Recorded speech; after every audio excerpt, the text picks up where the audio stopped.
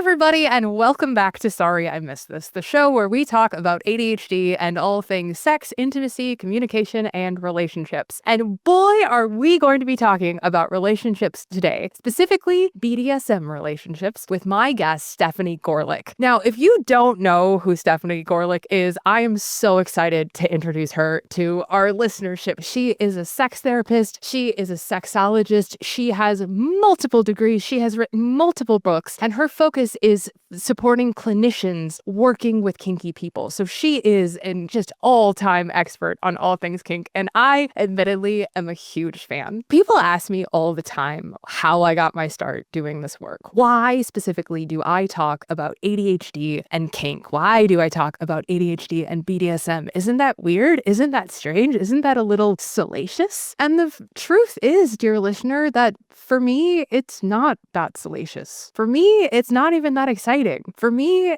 BDSM, kink, however you want to think about it, is another tool in the toolbox that helps me support my neurodivergency. And the more that I learned and the more that I delved and the more that I got interested in how my brain and body connection works and the tools and supports that are out there in order to allow me to live my best and most fulfilling and passionate life, I realized that kink is a really, really good fit for me. But it can be really hard to broach that conversation. It can be really hard to have those discussions, especially if you are new to kink or you have a partner who thinks, oh, it's all 50 Shades of Grey, that kind of thing. And so I'm so thrilled to bring Stefani Goerlich onto the podcast today to talk about kink and BDSM from a destigmatizing standpoint, from the standpoint of the science and what the research shows and how useful and incredible kink and BDSM can be for the ADHD brain. Now, I do want to say right off the bat that I'm not saying that if you have ADHD, that automatically means that you're kinky, or if you have ADHD and you're not kinky, that you're doing something wrong. It's just one of the myriad tools that we have available to us as humans with varied and diverse likes and interests and dislikes. So this is one of those episodes, dear listeners, where I encourage you to take what you like, leave what you don't, but please enjoy this conversation with Stefani Goerlich and I as we break down the B, the D, the S, and the M, and all things kink.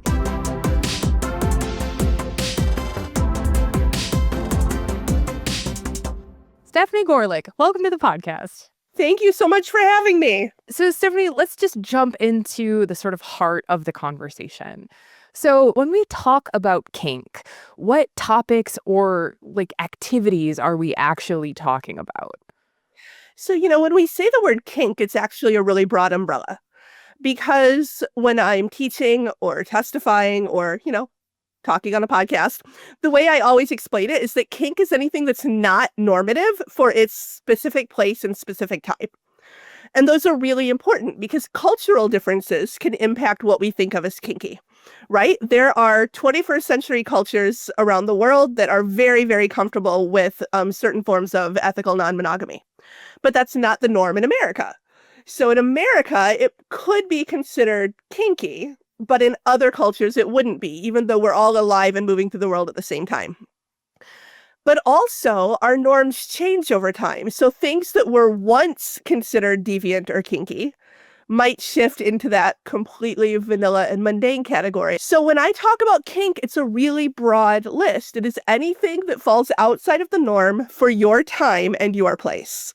The example that I always like to use to relate to it is sort of the neurodivergent umbrella, right? There are tons of different neurodivergencies that exist in the world. But this podcast in particular, we talk about ADHD.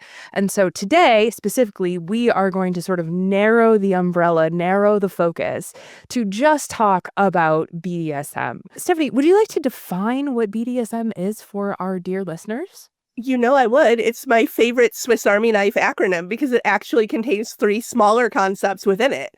And if you get really creative, it can contain more than that. But generally speaking, we think of 3, right? B and D, which is bondage and discipline. So bondage and discipline is the exchange of control. That can mean control of movement, control of speech, control of behavior. And you can do that with a partner, or you can do that by yourself. I've had colleagues and clients and just people I know in the world who aren't in relationships, but that still create rituals and protocols and practices for themselves that help them maintain a headspace that they enjoy. So that's bondage and discipline, right? It's exchange of control, and it can even be an exchange of control with yourself. The one that most people think of that we see most represented in pop culture is DS, dominance and submission. Now, DS contains multitudes, right? There are all different levels and varieties and flavors within DS. But at its most basic, when we're talking about dominance and submission, we're talking about an exchange of authority. So that can get kind of blurry because we think control and authority are the same thing. But control is restrictions on, again, movement, speech, behavior. Authority is decision-making authority. Authority is if you and I are arguing about what we're going to have for lunch after we're done recording the podcast, do we need to come to a consensus, or does one of us have the final decision-making authority? And that can be limited to specific moments in time, like the bedroom only. It can be limited to specific topics like wardrobe or sexual behaviors, or it can be 24/7, all decisions go through the authority holder, through the dominant. That is what we see most often represented, and most often represented poorly, in pop culture. And then the one that seems to evoke the strongest emotion for folks, SM, sadism and masochism. Although really, when you look at the research, calling it sadomasochism makes the most sense because while you have people that are more dominant leaning and more submissive leaning and a smaller group in the middle that might like to switch back and forth between those two, with SM, we tend to see a lot more fluidity. Most people that like to receive intense sensation also like to give it to a certain extent, and vice versa. And you notice I said sensation. Often when we think about S&M or SM, we think of pain. And as a clinician, I try to avoid that because, coming back to what's normal for a time and a place, pain is a very subjective word and pain is a very culturally specific word. So I always frame it as giving and receiving sensation. It might be really, really intense sensation. It might not be a sensation I would personally like to experience for myself, but it's negotiated, it's consensual, and it can take a lot of different forms. So all of these, if you pictured like a 3-bubble sort of Venn diagram, they can each exist independently. They can each kind of blur in themselves, or people can do all three. It's very much a mix and match sort of world out there with these 3 broad categories of exchange of control, exchange of authority, and exchange of sensation. Yeah, and it's infinitely customizable. That's the other thing that I wish more people knew about BDSM in particular, is that it is very much take what you like, leave what you don't, you know? And so, especially when we talk about the applications of BDSM to the neurodivergent relationship, I think it's fascinating because what we see are places where we can edit and we can impact our sensory input, right? Are you a person who gets overstimulated? Great. Take away sensation. Are you a person who needs more stimulation? Great. Add more, right? Are you a person who struggles with executive function? Like, great. Do you know what a dom is great for? Helping you remember to take your meds and drink your water, right? As long as you consensually negotiate it. And so there's a lot of these really customizable pieces, and that's what gets me really excited about the topic. It's like, no, it can be for whoever needs it. The most important thing is kink is always relational, but it is only sometimes sexual. And I think that the vast majority of us get that backwards, and we assume that kink is sexual first. And that makes it really hard to talk about in like everyday life because we don't talk about bedroom behavior in everyday life. Like, I'm not in the lunchroom at my office discussing the kind of, I don't know, blowjobs my partner's like, right? We don't do that.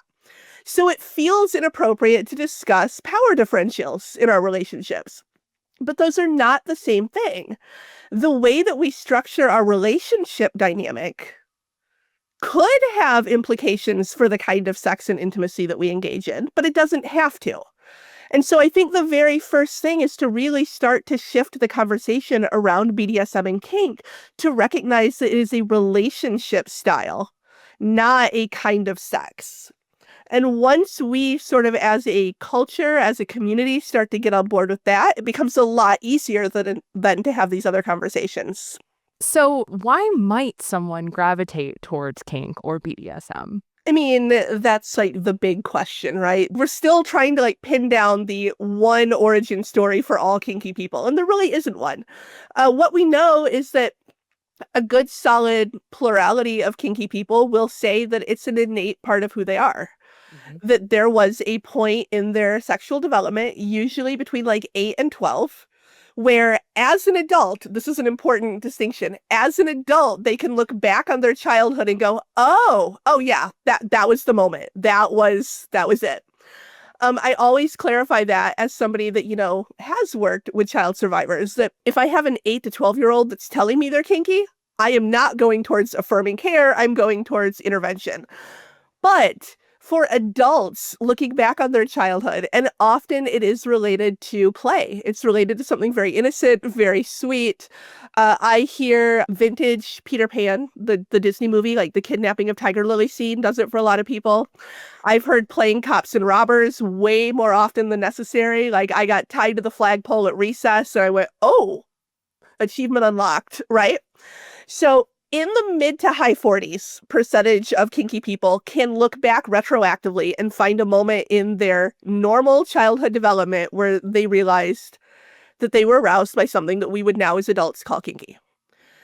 Another maybe high 30s to mid 30% of kinky people say they had a similar moment in adulthood, that they were introduced to something by a partner, they saw something in a movie, and they might not have had the words or the vocabulary or the life experience to describe it prior, but once they saw it, once they had that sort of door unlocked moment, they realized that it was something that had always been missing from their lives or something that adds a lot of value to their lives. And then a very small percentage, like single digits, will say that it's connected to a less pleasant experience in childhood. So some sort of traumatic event.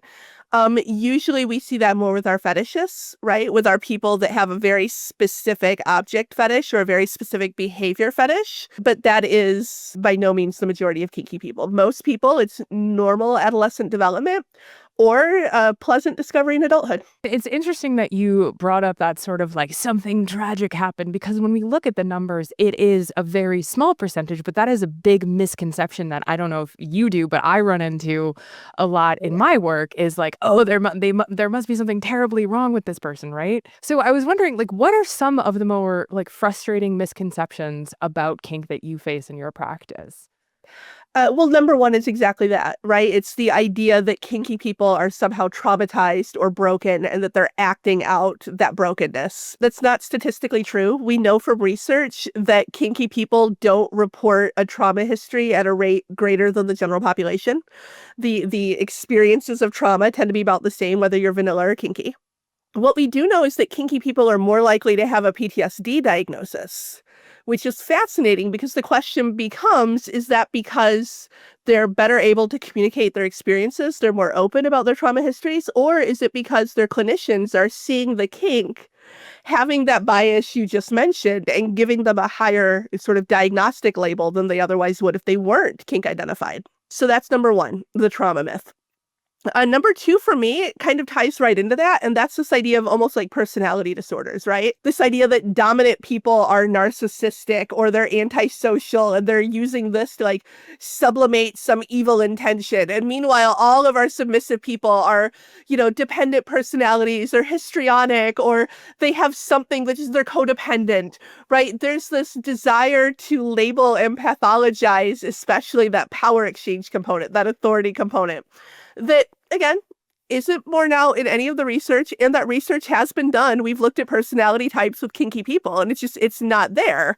But for a lot of people, it kind of intuitively makes sense based on what they see in pop culture, right? Like, clearly, the woman that's incredibly domineering and wants to micromanage her partner's entire life must be narcissistic, right?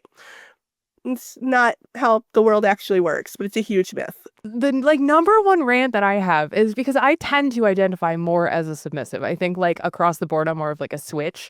But like in general, I like that role, right? That's just comfortable for me. And people are always like, oh, so you're like a weak, you're like a little pushover. And I was like, no, I am wildly successful in my life. I have so many cool things going on for me. I have all of this like pressure. I've got a book coming out. I've got this podcast. I've got all of this stuff that's going on. And so, you know what's really nice is at the end of the day, I go home and somebody tells me what's for dinner and I don't have to think about it. It's like, no, I'm not a pushover. I'm tired. There's, Dossie Easton and Janet Hardy wrote these phenomenal books, the New Topping and the New Bottoming books. They have this great concept that power exchange only works when you have power to exchange. And that's what differentiates kink from abuse, right? In an abusive relationship, it's not a submissive partner, it's a dominated partner. And those are very different because a submissive partner has the power in her life or his life or their life that you're describing. And they're choosing to give a part of it over to somebody that they trust. So how do we break the stigma and sort of talk frankly and ethically about like kinky BDSM topics without it turning into 50 Shades of Grey, which for the record is a very bad example. We agree. We agree. I agree. I don't think people realize how hot the ethical part of things is. Right? Right? Like, Right. they think about negotiation as this very, like, dry and formal process, when really it's sexting and foreplay. I mean, Yeah. it's mutual fantasy creation. And it's interesting too, because some folks, like especially in my work that I see, like the combo platter of ADHD and autistic folks, sometimes they need that, like, we're just going to sit down, we're going to run through a list, and we're going to talk about it very specifically because their communication differences thrive in that really clinical setting. But then other like ADHD folks, a lot of times they want that sort of like exciting foreplay, right? That like building the fantasy together. Kink is just D&D. You heard it here first, folks. You also do kinky science, which is so interesting and so fascinating. Oh my gosh. So I'm interested. What does your research show about the benefits of BDSM in relationships? So we have found tons of benefits. Actually, one of the things that I put in my book for couples is literally just a list of all the benefits we know of. And it almost would be easier to list the things that we know kink doesn't do than it does, because it's building a sense of relationship closeness. It's reducing stress levels. It's inducing a flow state. It's lowering blood pressure and cardiovascular disease risks. It's so many things that it's almost impossible to list them all. But what we know is that there are holistic mind, body, and relational benefits to engaging in ethical, negotiated, consensual kink with a partner. And so I put that list in the book because often, the vanilla partners that I work with, because of the depictions that we've talked about, right? They're problematic depictions. They're not great portrayals of kink. They often suspect something from their kinkier partners. They want to know, well, what do you want from this? What are you trying to do to me? What are you trying to get out of this? And so I show them, the list of the book, and I'm like, what does sex do for you right now? Like, what of this? Like, what do you see that you recognize in your own life? And then it just becomes, those are also the benefits of kinky play. It's not that kink does these other things over here that we don't talk about that are like secret and nefarious. It's that any form of pleasurable, consensual, sexual, and intimate relationship is going to provide a lot of benefits. And so that becomes a really nice conversation starter when we're trying to get on the same page about, well, what do you get out of this? And what do you think I'm going to get out of this? Yeah, and another thing that I think we probably both talk about a lot is the idea that kink isn't an evidence-based practice, so it's not therapy, right? Like there can be therapeutic elements within kink practices, but it's not a substitute for therapy. So what are some ways in which kink can help us navigate through big emotions, tough situations? Discuss. I do have colleagues that are doing that research, right? Because the way that something becomes an evidence-based practice is to gather evidence about the practice. So saying that kink is not an evidence-based practice is not a dismissal of it, right? It's just an acknowledgement of where we are in the scientific process with it. But right now, what we know is that the kink community and kink culture is correlated with lower rates of non-consensual behavior and lower rates of sexual assault. They tend to have stronger communication skills. They tend to have healthier senses of self in terms of self-esteem and ability to advocate for themselves. So when we talk about kink being beneficial for people, we don't mean sort of the movie stereotype of, oh, I'm sad, tie me up and spank me so I can cry. And that could be a part of it for some people. Shout out to my masochists. I'm not devaluing that. I'm just saying that's not what we mean when we talk about it as a healing modality. But those, again, the communications, the interpersonal, the internal skills, that's where kink practices can be really beneficial for people because they're not swimming uphill, right?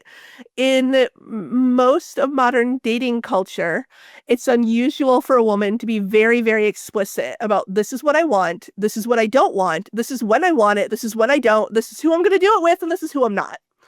And if, in general, average 32-year-old woman on Bumble puts all of that out there, she's actually probably going to get a lot of grief from guys that take offense at that or that find it domineering or bossy or bitchy or any number of things. But that's the norm in the kink community. And that's praised in the kink community. So what they end up doing is they end up building these communication skills and receiving positive validation for being assertive, clear, sex positive, and claiming a sense of agency around their bodies, their relationships, and all of that is naturally going to carry over to other parts of their lives too. So when we talk about the benefits of kink, that's what I'm thinking of again. And again, it comes back to that relational piece, right? Like they're learning good relational skills, whether it's negotiating with themselves, whether it's setting clear, firm, solid boundaries with other people. Those are all skills that we don't necessarily get a lot of opportunities to practice outside of the kink world.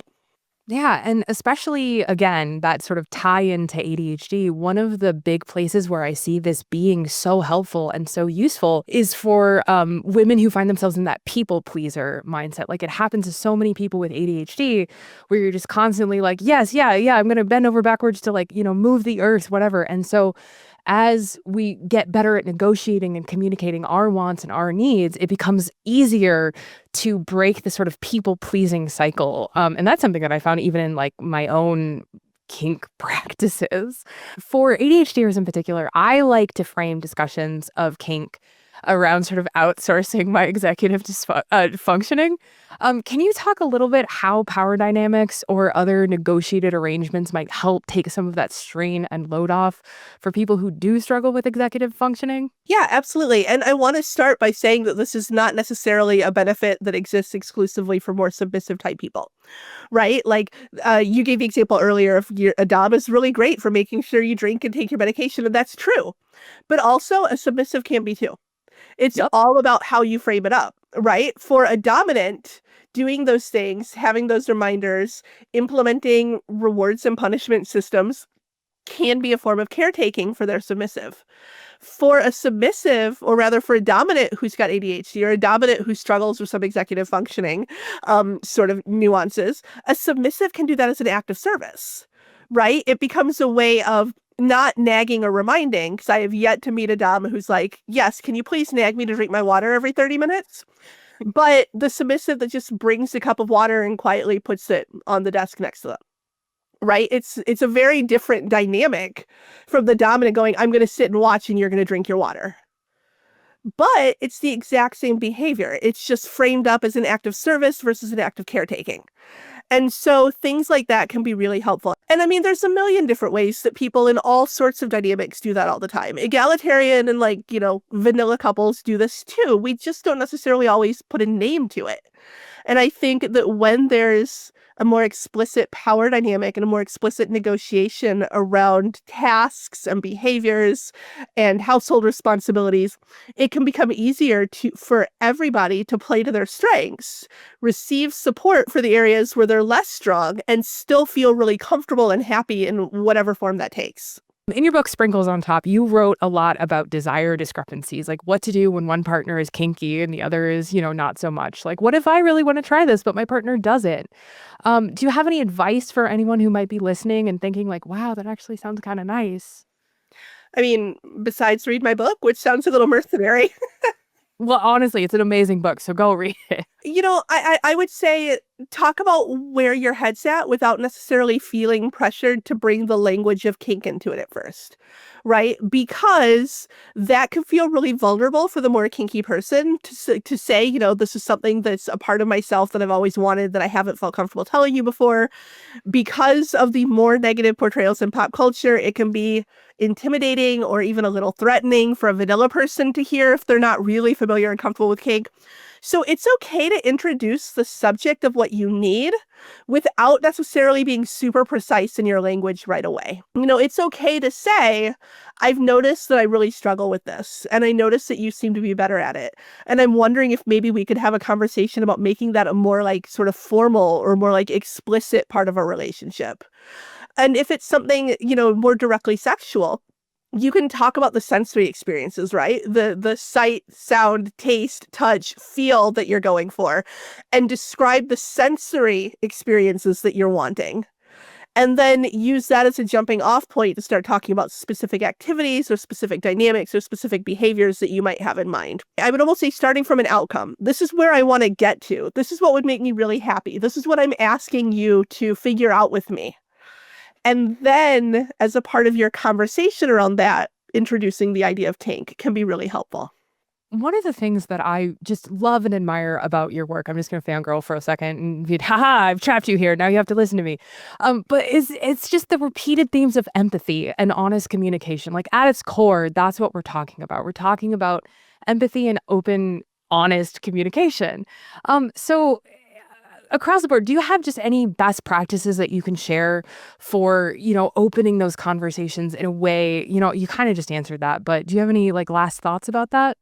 So one of the things that we know both from research and from just observation is that kinky people tend to be very, very in touch with their partners.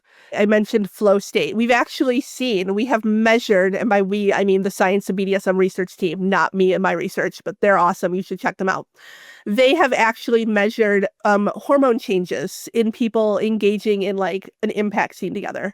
Even if they don't know their partner, even if they're not in love with their partner, our bodies change based on the reactions we see in our partners and based on the moments that are not sexual that we share with our partners. And so starting from that place of knowing that you are deeply connected and that the choices that you make influence each other literally at a brain and cell level, even when both of your clothes are on and nobody's touching each other, is a really, really powerful thing to recognize. Because I think often we assume that the closest, best, fastest way to intimacy is through sexual touch. And it can be.